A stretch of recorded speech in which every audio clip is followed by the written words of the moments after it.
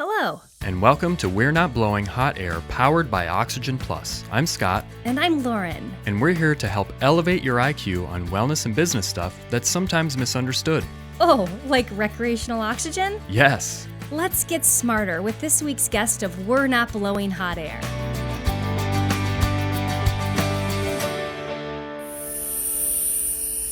Well, Scott, I'm really excited about our guest today, Jesse Irizarry. Yeah. Did you think I said it right? You said it right. I did? Yeah. Okay. Yeah. Good job. Thanks. Well, you taught me. Well, yeah. No, I'm excited too because Jesse is, I think, one of those guys that he's been like, I think, in the physical game for a long time. He's a strong guy, he looks like, Yeah. you know? I hope he likes us. I want to be his friend. Well, yeah. Who doesn't want to have a friend that's like huge and muscular and like your bouncer, you know? I am excited to learn more about strength and conditioning. He is the kind of guy too, like you're around and you're not going to get pushed around at the bar. Right. You know? Exactly. Like I feel like sometimes because I don't know, maybe it's just being smaller or whatever than other people. I don't know, right? Like you just I feel like sometimes I'm more vulnerable, like even in a crowd. Yeah. You know, like I'd be trampled. Yeah. But not with Jesse. Yeah. And so I think too, like what does that mean? Like what do I need to be stronger? Do I need to do strength training to really get my physical prowess up, or can I handle a bar fight? Right. I can only imagine you in a bar fight. Yeah, it's not good. You know, I think wisely I just try to de-escalate or just get out there if it ever gets a little punchy. Yeah. I'm the same way. I am the guy that breaks up fights, you know. Oh, you are? You're a good guy to have too. No, I know. I've had to walk a couple of friends, you know, out of the bar so that it didn't go any farther. I'm rarely the guy that needs to get pulled away, you know, except for when I'm drinking vodka. Oh, really? What is it about vodka that brings out idea. That? I really want to go to Russia with you now and drink vodka. It could be completely coincidental. Is it your excuse to let loose? Like maybe you just say that so you can have an excuse. Maybe. Oh, I was the vodka officer. I blame the vodka. It wasn't me. Yeah, it sounds like a very nice alcoholic thing to do. Right. I'm just kidding. Right. No, I don't like fighting. You know, when I go to the bar, I just want to have fun. I want to have a good time. Yeah, but what a really mean guy like does something like, you know, to somebody you care about. Well, then it's game on. It is. Yeah. Can you win in a typical bar fight? I know every guy or girl you're fighting with is different. Got to be gender neutral here. Yeah. Here's what I don't have any experience in or much experience in like learning how to fight or fight science or like anything like that. Science. But I think sounds cool. Yeah, I think it's a thing. Oh. But what I think I do know, and I could be wrong, is that really anybody can win in a fight. You're not guaranteed just because you're big and strong and you have like anything can really happen. You know, like if you watch any mixed martial arts or something like that, you know, sometimes there's the guy that's like he's kind of the underdog and anything can happen.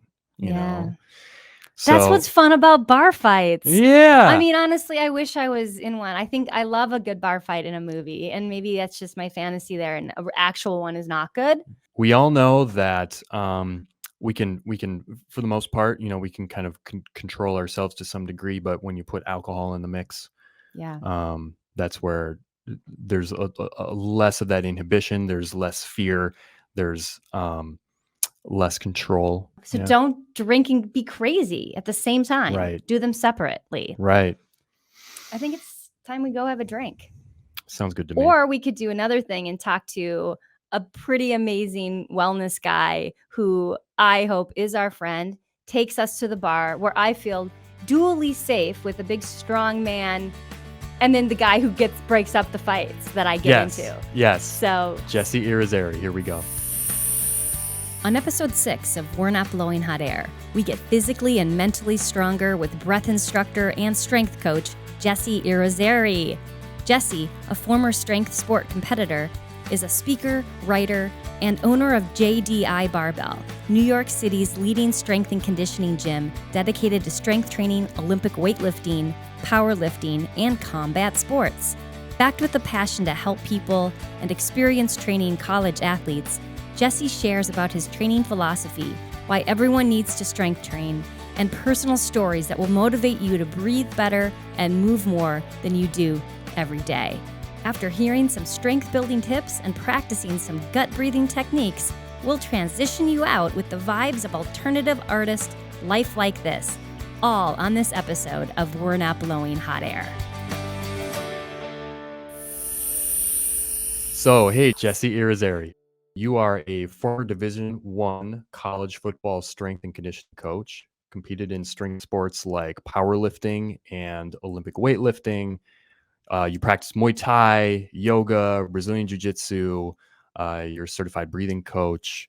What got you into the fitness industry professionally? What led you there? So the idea of training has always been really fascinating to me, at the point that my dad brought me to a boxing gym when I was about 11 or so. And although I played football and I played baseball and I practiced boxing, I found that I really liked the actual process of preparation more than the actual competition itself, right? And so when I went to college and stuff, I kind of looked around of like, what did I want to get into and stuff. So I took exercise science, courses and stuff, and I found that, like, this is kind of what I'm about and what I'm trying to figure out and stuff like that. You know what I mean? I was a decent athlete, but I wasn't terribly gifted. And I found that, it wasn't just about working harder than everybody else. It was about finding exactly what are the things that are holding me back, right? And that's really what fascinated me about strength and conditioning as a whole, right?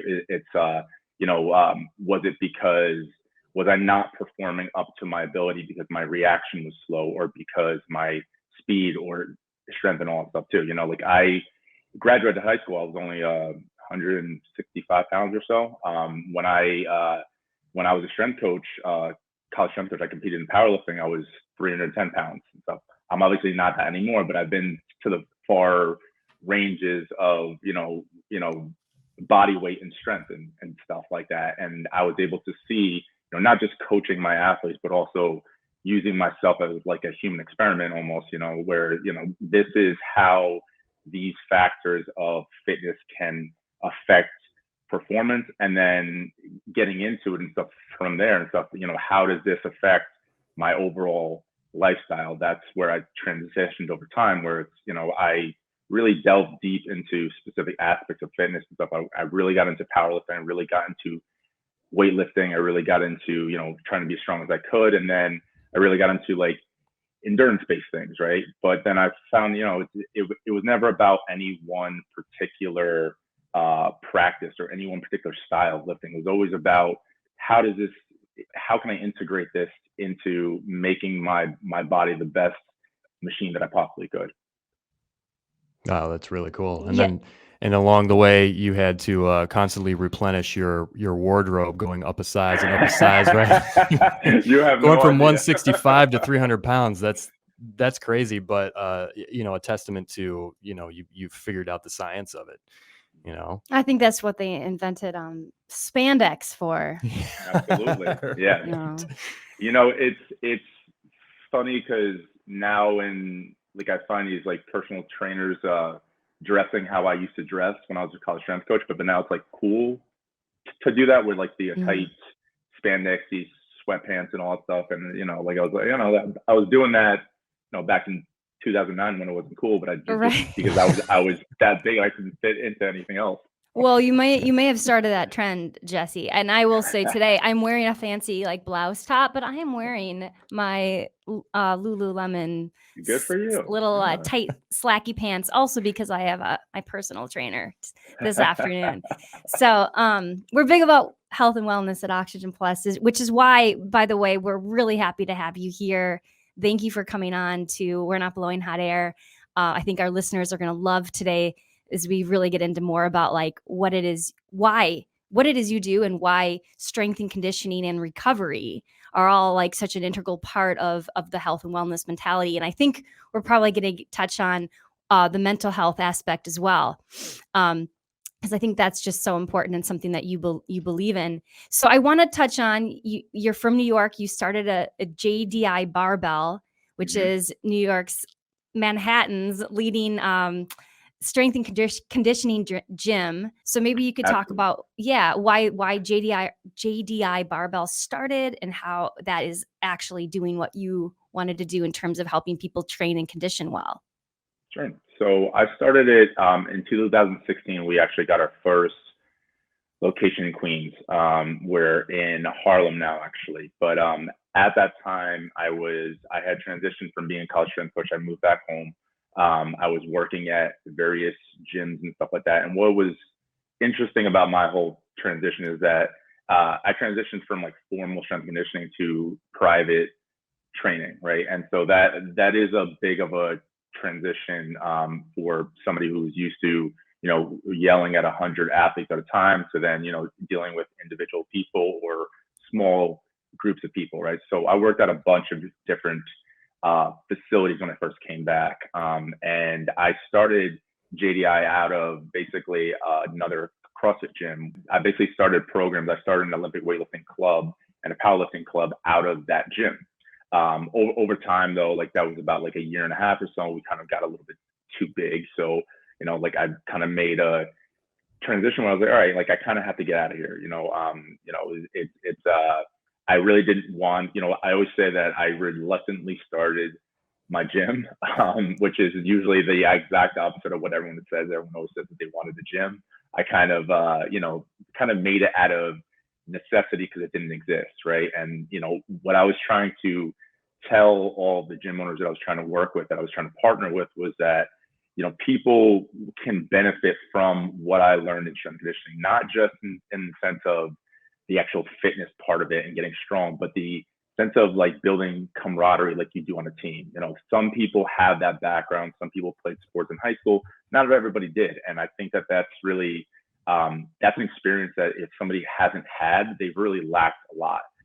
It is, there's nothing more encouraging to a human being than having somebody get behind you completely 100%, seeing you, wanting to see your success. And I saw that in college strength conditioning because you would have a team that all wanted to win as a team.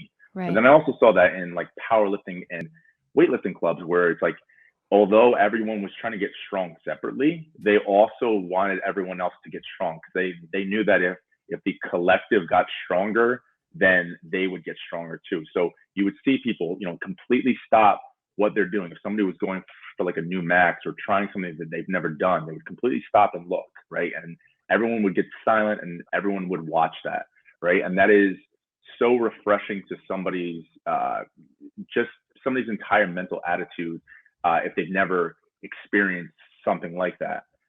So that's really why I started the actual gym itself. I got into Olympic weightlifting, I got into powerlifting because I grew up and I had a stutter, right? And I had a lot of issues growing up because of that, right?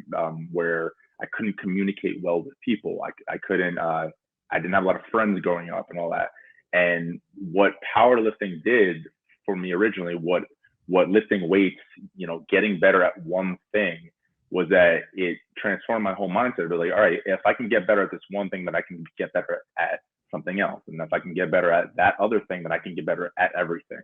And so JDI was kind of my mission to do that, because although I loved college strength conditioning, I loved working with Division I gifted athletes, there's only so much that you could do in that setting because your hands are tied by a lot of coaches and ADs and all that.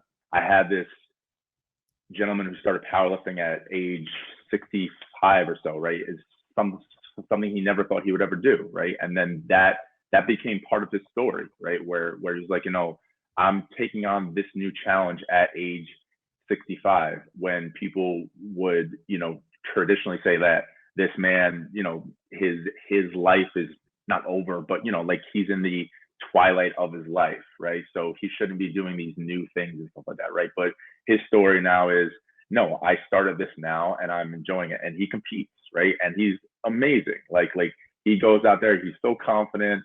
I love him to death. There's a lot of failure for the first 5 years that you do it, honestly.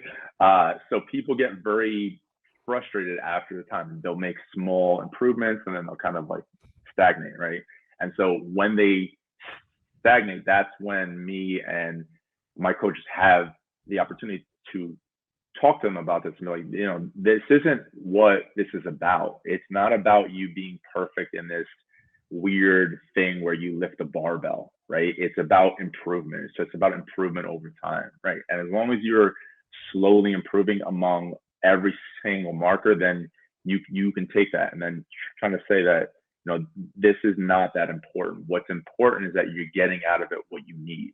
Are you physically stronger? Are you physically more resilient? You know, have you increased your endurance? And then most importantly, have you become mentally more, you know, sound and stable? Who is walking into your gym, or how are you finding people? Are you split between Olympic training or still professional athletes and like the 65-year-old guy, we'll call him Joe, who came in? When I first opened the gym, I was honestly concerned about who would come, right? Because I knew, like, I started the gym with a core group of lifters.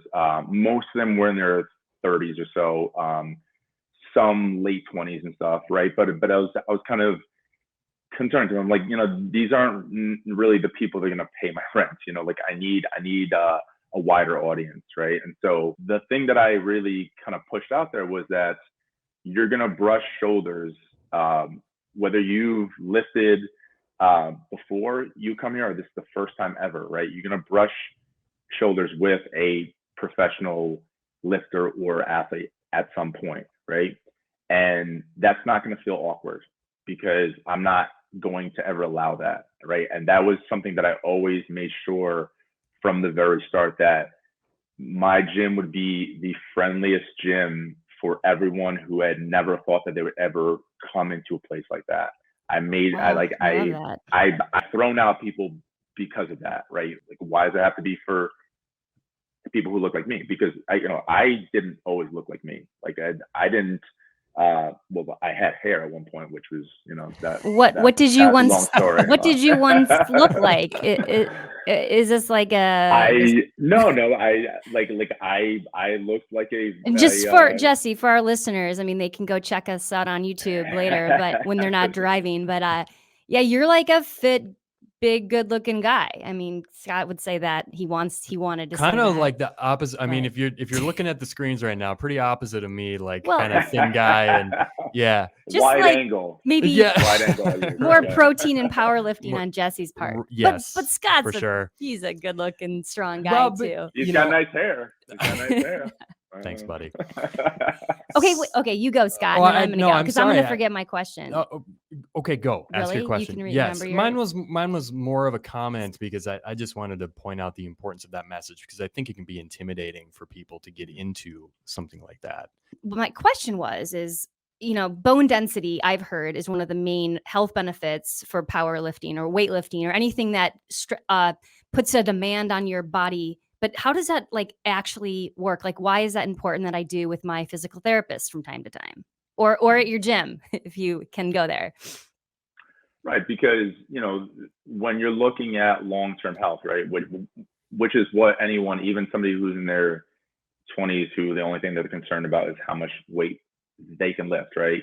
When you're looking at long-term health, you're looking at things like, all right, how resilient is my body, right? And this is something I talk about a lot, right? And it's that, yeah, when you load your body with weights, okay, your bones become denser, basically, okay? That means that they're harder to break, obviously, okay?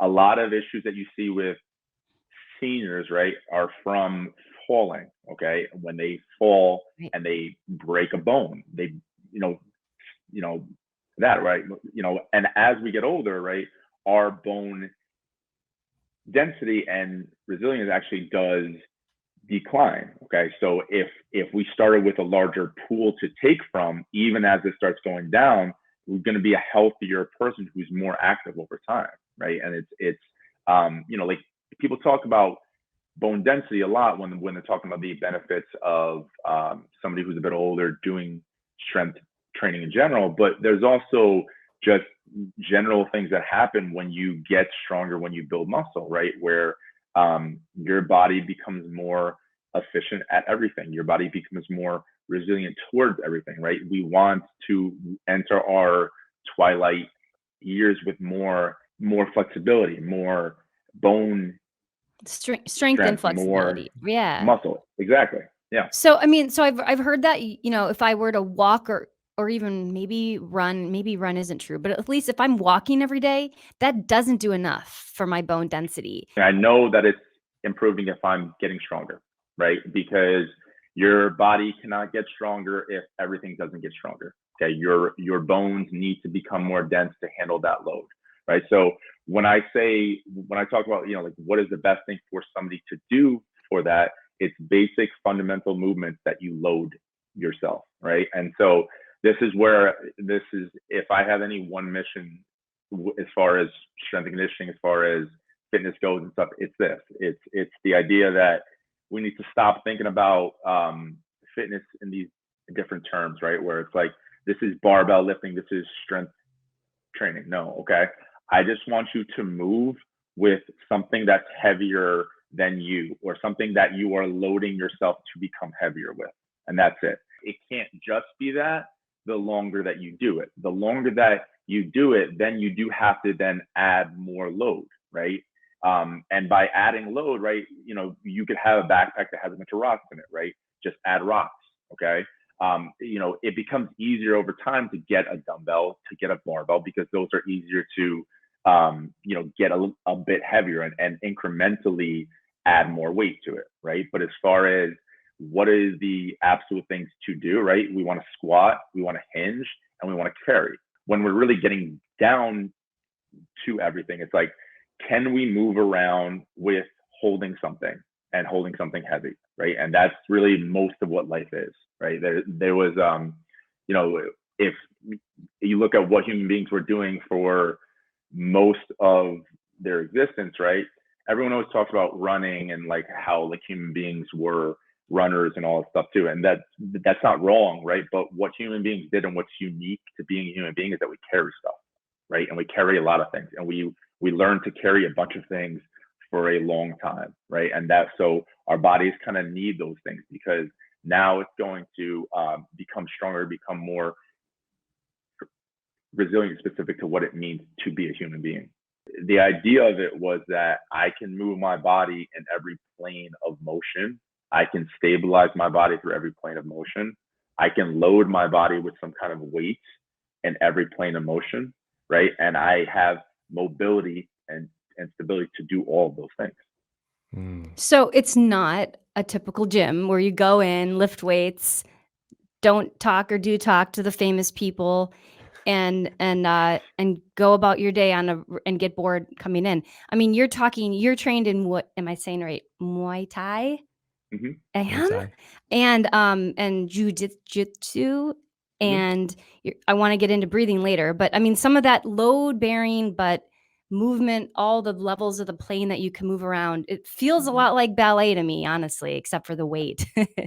Absolutely. So how is, let's take Joe, your customer, do you call him, or the client, member? Client. Okay, your member. You're right, gym member. Let's take Joe, the 65-year-old man who's come in and made significant measurable progress. How is he moving like the martial art load bearing weight expert that, you know, you're building with all your clientele? Sure. So it's just a matter of moving every plane of motion, right? It's not just doing a squat where you're just going down and up, right? It's doing like a lateral lunge, meaning that I step out to the side, right? I keep one leg straight and I bend as far down on that side as I can. Okay, right? So it's understanding that there's just certain basic movements in every plane of motion. So we want to move straight up and down, right? We want to move laterally to the side, and we want to rotate.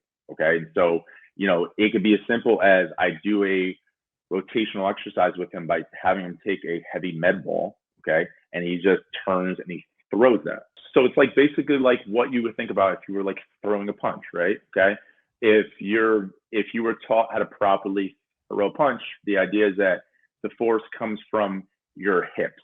Okay, can you please teach us right now how to properly throw a punch? So you bring your hip back. Mm-hmm. So the first thing before even talking about that, right, is exactly right. The fist, you want your thumb outside, okay? You want to always make sure that your wrist is straight. So what a lot of people do is they'll actually cock it down like this or up like this, right? You want to make sure it's straight. So you want the line to be here, right? My wrist is in line with my elbow, which eventually is going to be in line with my shoulder, okay? Okay. But then what I also want to do is I want to make sure that I always punch with these two knuckles right here, okay? So these are the ones that will not break, you know, not ever, I should say, but most of the time these ones will not break. These are the ones that will break. So like you can tell, like on mine, I don't know if you can actually, but these ones are a lot bigger, right? Because I basically build more bone on top of those from hitting, okay? So that's where I actually hit from. Now, if you're talking about a punch, right, you're talking about a cross, which is really what most people should learn how to throw, okay? Is that if I'm left-handed, or excuse me, if I'm right-handed, okay, I would turn my body so that my left hand is in front here and my right is back here, okay? And so when I'm actually learning to punch, right, what I'm going to do is that I turn from my hip first, okay? So I turn from my hip and I basically, you think about like swing like a bat almost, right? Where you would turn that hip and you would turn that foot. The idea is that I'm going to turn my hip first, right? And then my shoulder is going to follow as I turn it, okay? Then as I think about doing that, right, I'm almost thinking about pushing my hand forward through my chest or through my shoulder in here, okay? So it's, again, right, it starts at my feet, right? I turn my hip and then I'm thinking about pushing it forward through my shoulder. And then as I come out here, right, you want to think about only turning the fist over at the last second right here when you actually strike, okay? So the idea is that I'm almost like pushing, like you could think of it almost as like I was like gonna like stab someone like this, right? Right, I have a knife in here, I'm trying to stab like this, but then at the last second, I'm gonna turn it over and hit with those two and then bring it right back, okay? Exactly.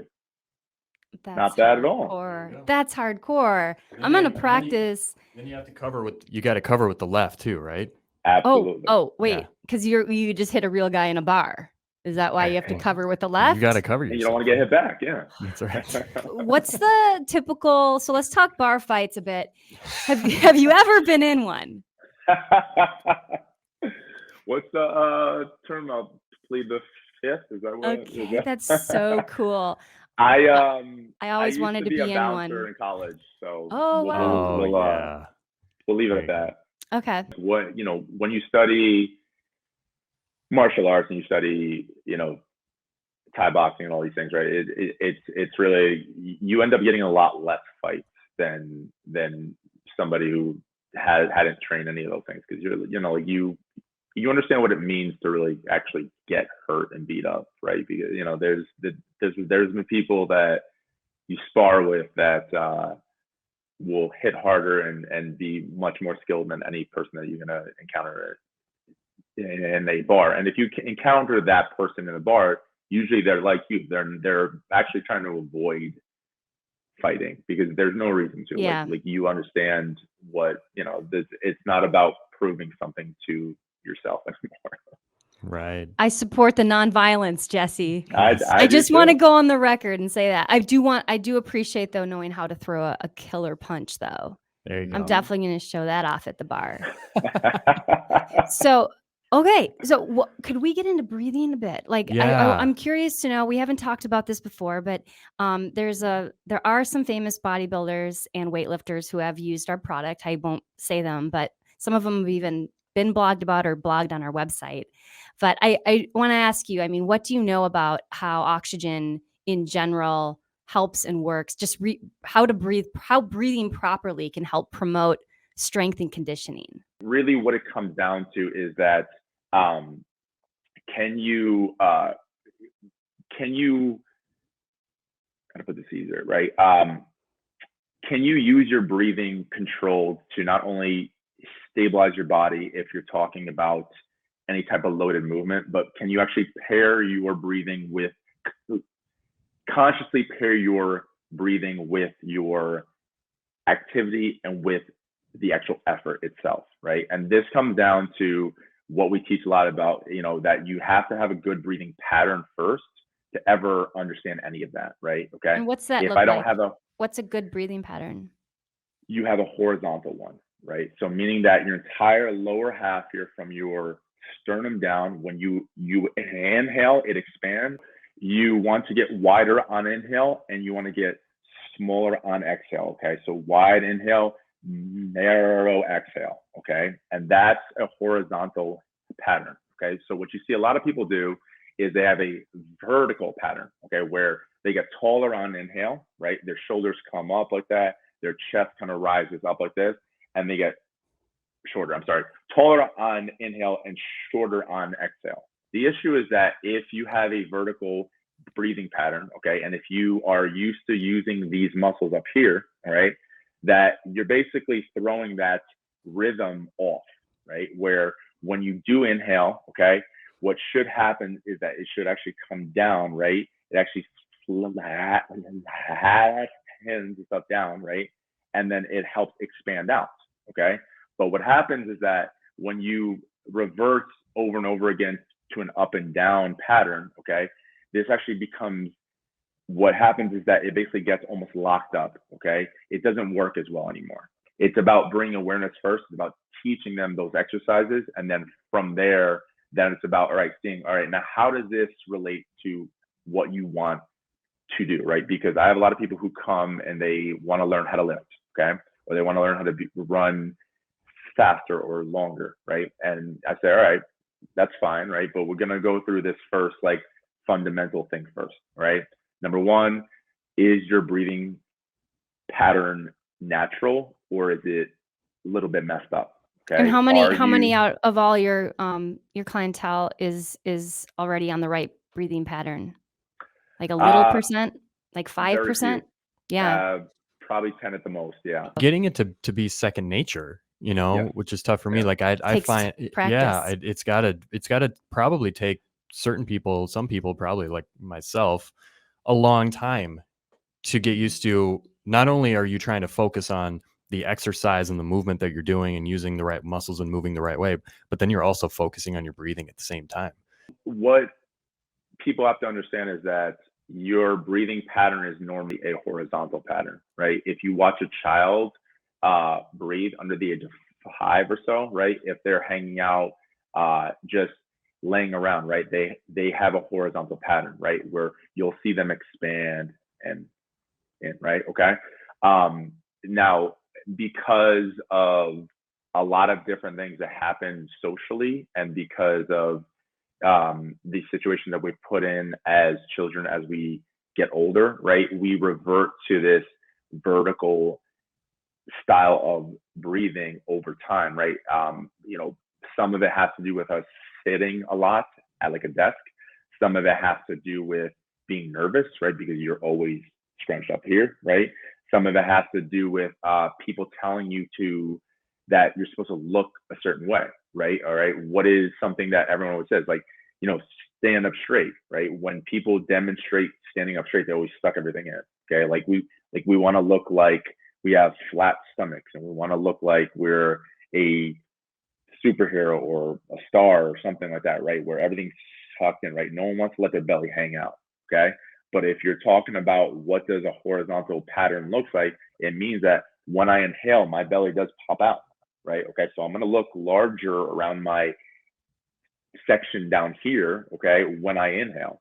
Oh, that's great. No, it's good to know. What's a like a simple exercise that we could do that could help improve that, get more horizontal rather than vertical? It actually doesn't take too long because your body does want to go back to it. It's a more efficient breath. You become less stressed. Your digestion gets better. Like all of these things, right? Your body wants your diaphragm to act correctly when you breathe.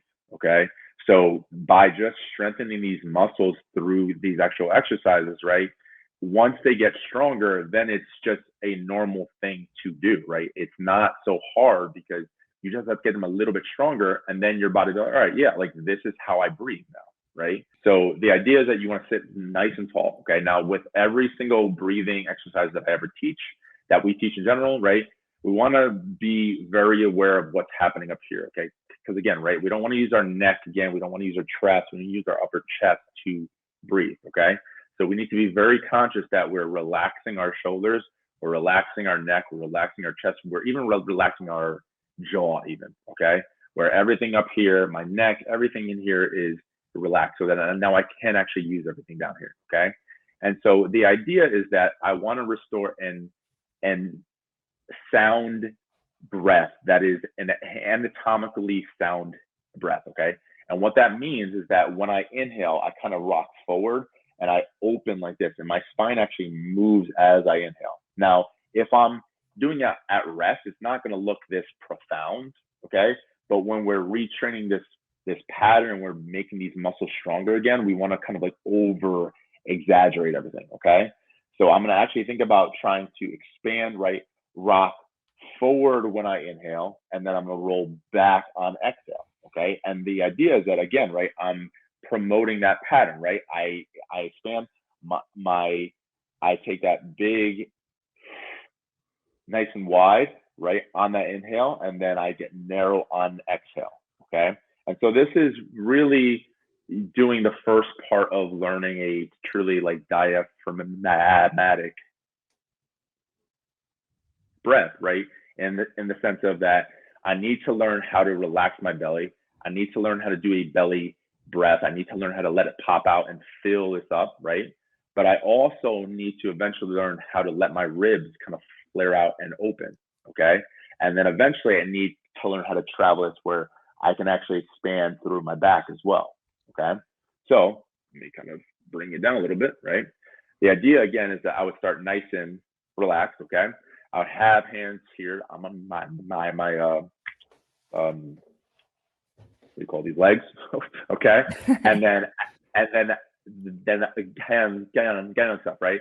I'm letting my pelvis kind of move forward on that inhale, and then I'm rocking back on exhale, right? And every single time that I do this, right, I'm going to think about every single time I'm trying to let my belly pop out, trying to expand further. And then every single time I exhale, I want to get more narrow, okay? And when I mean by narrow, I don't just mean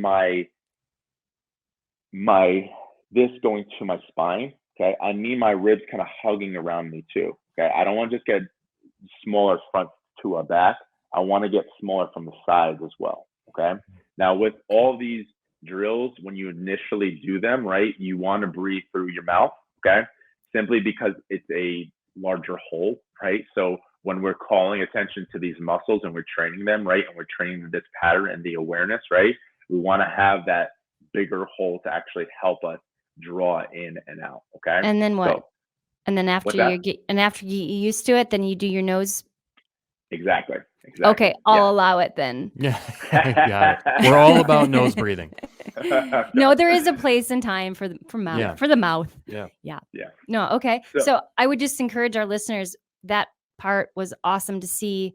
I didn't want to mess it up by talking over you. So go watch that part, and it's a real simple thing you can do at your at your workstation, your desk, or whatever during the day. We're interested in wellness in general, and so obviously like being active, moving your body, doing all that stuff is really important. But do you have any other like kind of like wellness hacks or practices, like daily practices that you do, maybe outside of powerlifting and that kind of stuff that helps you, keep your wellness game strong? Sure. I breathe every day.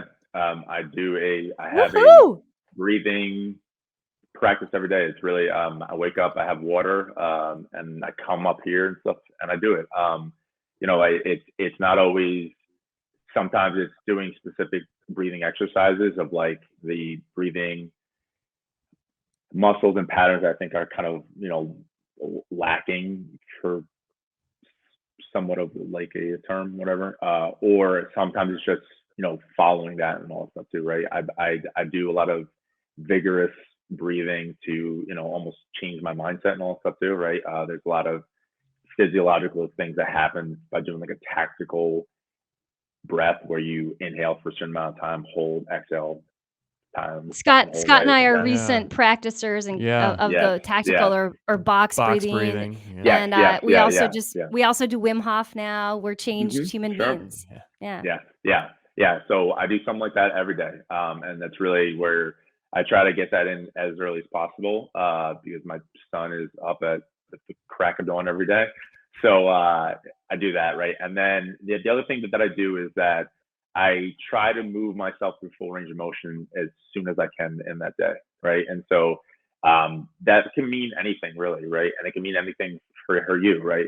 Where it's, there's a certain amount of, there's a certain sequence of like yoga poses that I kind of do, like mixed in with just certain stretches of areas I know that are like chronically tight or something like that. But I basically move first in my day, right? And this is something that I've done last 2 years or so that's made a huge difference in how my body feels and stuff like that. Where I not just when I'm doing other things, but just in general, where I need less time to warm up if I'm going to do anything else that day, like if I'm going to lift, if I'm going to run, if I'm going to hit or something like that.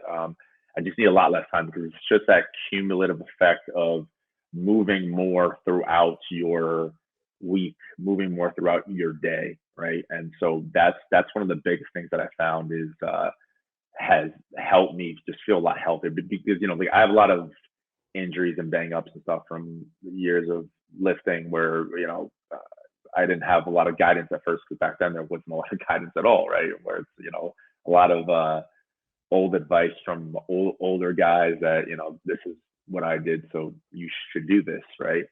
So I'm carrying a lot of injuries like that because of that. But just moving first in the morning, right, and then having multiple times throughout my day where I'll just do one thing, as short as like as long as I have time to do it, something, right, where it could be like one stretch, it could be one one round of hitting a bag, it could be something like that, right? Multiple bouts of activity throughout your day. I abhor the idea that you need to set aside a certain amount of time each day, or like this is my hour, however, half hour, hour and a half block to do my exercise or my fitness. Yeah. And stuff. Like they do with kids, thing. like half hour of Yeah. recess. Yes. Yeah. Move all day. So that helps you mentally and physically.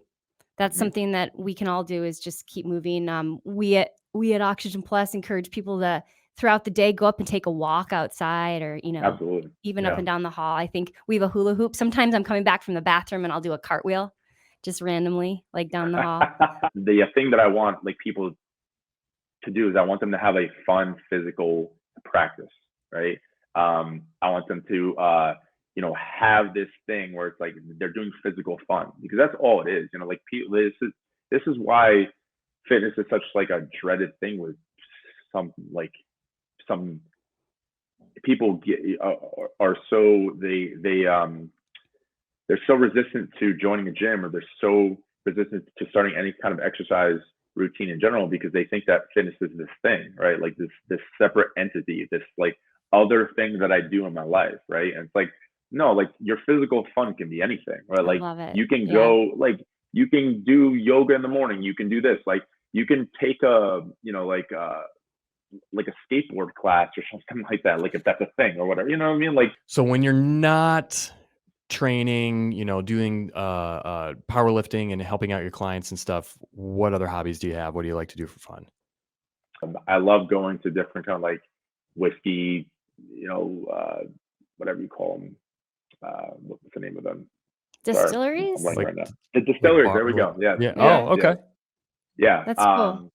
Yeah, I love trying out like different things like that. Like if there's anything I love more than being physical with my body, is eating and drinking.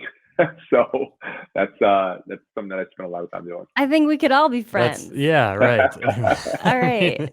Yeah, no, well, I mean, diet's a big piece of this whole thing too. So I'm sure, I like, bet you eat like crap, yeah, right? McDonald's every day is Yeah. normal. I eat a lot of just simple things, honestly. Tell us where we can follow you, where we can learn about, if you offer any online courses or how to find out more about your breathing technique and everything else you do related to strength and conditioning. Awesome. So you can go to www.jdibarbell.com. That's my gym. That's where we can sign up for in-person coaching, online, remote, all that stuff. On Instagram, the same thing, JDI Barbell. I have personal accounts and stuff too. It's just my name, which isn't easy to spell, but my first and last name. And then the breathing courses that I do and stuff, I do it through thebreathingclass.com. So www.thebreathingclass.com.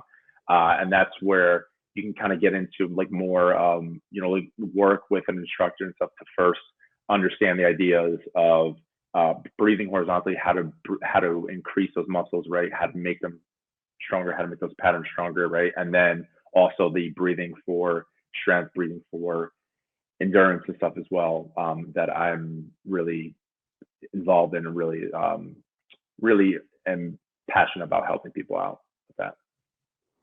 All right, we'll add all those links to the bottom of the episode. Yeah. Thank you so much, guys. Well, yeah, thank you. You are incredible and an inspiration to us and to our listeners. We encourage everyone to check everything out that you've done. Yeah, absolutely. Thanks so much for being with us. We really appreciate it. Very insightful and fun to talk with you, man. It was a lot of fun. Go rate and review. We're not blowing hot air, so more people are aware of wellness and business stuff that deserves more oxygen. And subscribe to our podcast so you never miss an exciting episode. Thanks for listening, but before we go, check out this episode's featured artist, Lifelike This.